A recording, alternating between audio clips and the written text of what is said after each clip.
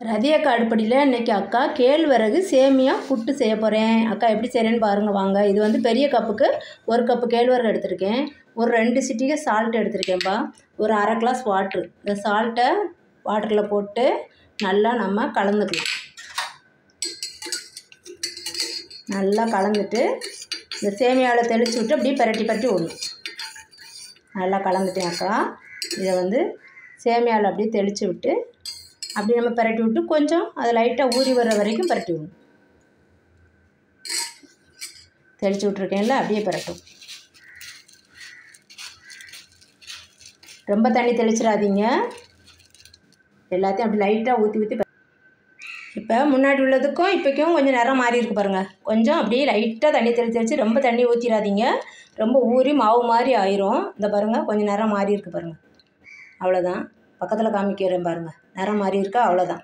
நம்ம இப்போ ஒரு இட்லி பாத்திரம் எடுத்து இதை வந்து அந்த இட்லி சட்டியில் அள்ளி வைக்க வேண்டியதான்.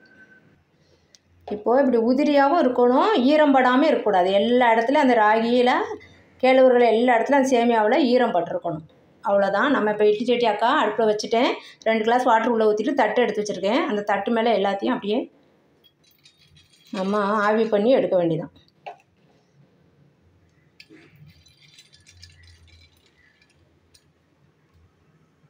இப்போ அக்கா கேழ்வரகு புட்டுக்கு சேமியா எல்லாத்தையும் எல்லா தட்டுலேயுமே அள்ளி வச்சுட்டேன்.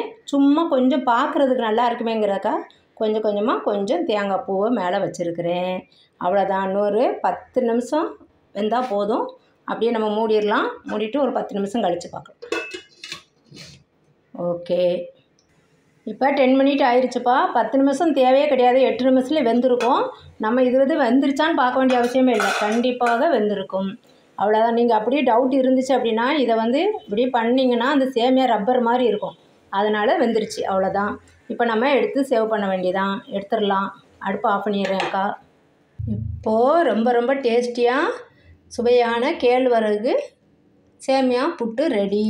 இப்போ வந்து நம்ம அதில் இன்னும் கொஞ்சம் நல்லா தேங்காய் பூ போட்டுக்கலாம். தேங்காய் போட்டு கொஞ்சம் அக்கா வந்து இன்றைக்கி வெல்லம் தான் வச்சுருக்கிறேன். எதுக்கும் ஒயிட் சுகர் அக்கா யூஸ் பண்ண மாட்டேன். இந்த வெல்லம் கொஞ்சம் போட்டுப்போம். இது வந்து டீ போடுறதுக்குள்ள நம்ம ரெடி பண்ணிடலாம்.